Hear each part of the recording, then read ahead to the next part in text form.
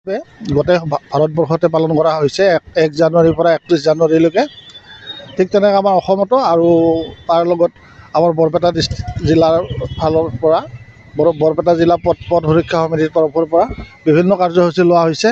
আজি আমি আমাৰ বৰপেটা মেডিকেল কলেজৰ মাননীয় অধ্যক্ষ মহোদয়ৰ সহযোগত তেখেতৰ উদ্যোগত আমি ইয়াত এটা কাৰ্যসূচী পালন কৰিবলৈ লৈছোঁ।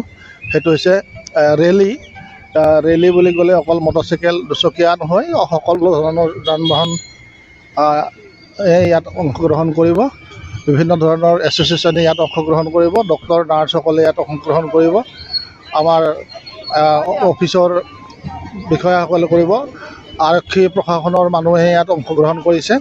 গতিকে পথ সুৰক্ষা সজাগতা যাতে মানুহৰ মাজত বৃদ্ধি হয় তাৰ প্ৰতি লক্ষ্য ৰাখি এই ৰেলীটো মানে এটা অংশ হিচাপে আয়োজন কৰা হৈছে।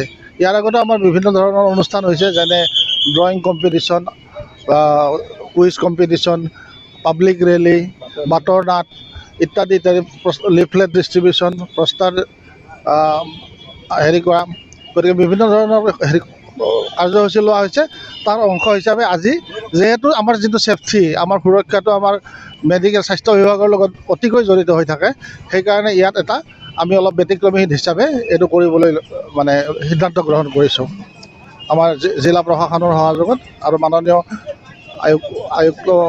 জিলা আয়ুক্ত মহোদয় আৰু আৰক্ষী অধীক্ষক মহোদয় ইয়াৰে ফ্লেগ অফ কৰিব অলপ পিছতে। এইখিনিয়ে ৰোড ছেফটি কমিটিৰ প্ৰত্যেকজন, আমাৰ জিলা উপায়ুক্ত ডাঙৰীয়া, আমাৰ DSP সাহেব, আমাৰ SP সাহেব, আমাৰ DTO, আমাৰ প্ৰত্যেকজন যিটো ডিষ্ট্ৰিক্ট ৰোড ছেফটি কমিটিৰ আছে, সকলোৱে সক্ৰিয়ভাৱে যোগদান কৰিছে। আমাৰ এটাই উদ্দেশ্য যে আমি দেখিছোঁ যে বহুত সময়ত আমাৰ এক্সিডেণ্ট দুৰ্ঘটনা হয়। বৰপেটা মেডিকেল কলেজত বহু সময়ত দুৰ্ঘটনাগ্ৰস্ত ৰোগী আমাৰ তাত লৈ আহে। গতিকে এইটো এটা বাৰ্তা যাব লাগে। আৰু আপোনালোকে জানে যে ৰোড ছেফটিৰ এটাই আমাৰ উদ্দেশ্য যে সজাগতা সৃষ্টি কৰা। বহুত সময়ত বহুতে হেলমেট পৰিধান নকৰে, বহুত সময়ত খুব স্পীডত তেওঁলোকে যে ৰাস্তাত এটা ৰামবুল ষ্ট্ৰীপ আছিলে, তেওঁলোকে গম পোৱা নাই খুব স্পীডত আহি আছে, ৰামবুল ষ্ট্ৰীপত হিট কৰি পেলাই পৰি গৈছে।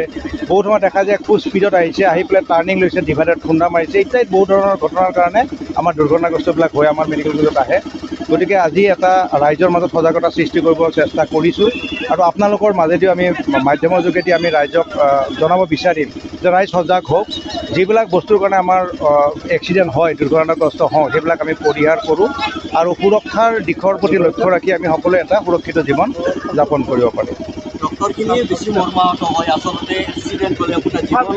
মানে আপুনি দেখা পাইছে যে আপোনালোকেতো প্ৰেছৰ লগত জড়িত, প্ৰত্যেকজন প্ৰেছৰ ব্যক্তি বৰপেটা মেডিকেল কলেজত আপোনালোকে অহা যোৱা কৰি থাকে।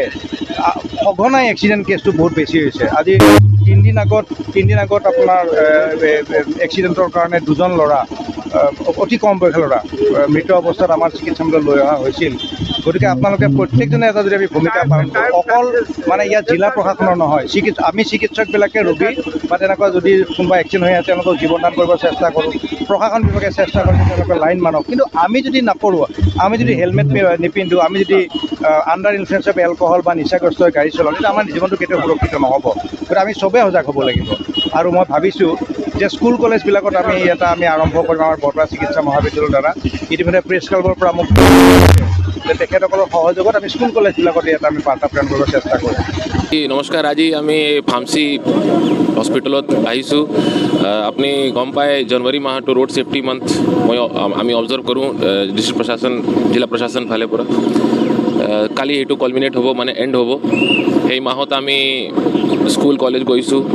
আপোনাৰ যে 17 বছৰীয়া 18 বছৰীয়া যে ল'ৰা ছোৱালী আছে তাক মানে ৰোড ছেফটিৰ নিয়ম কানুন আইন ফ'ল' কৰিব লাগে।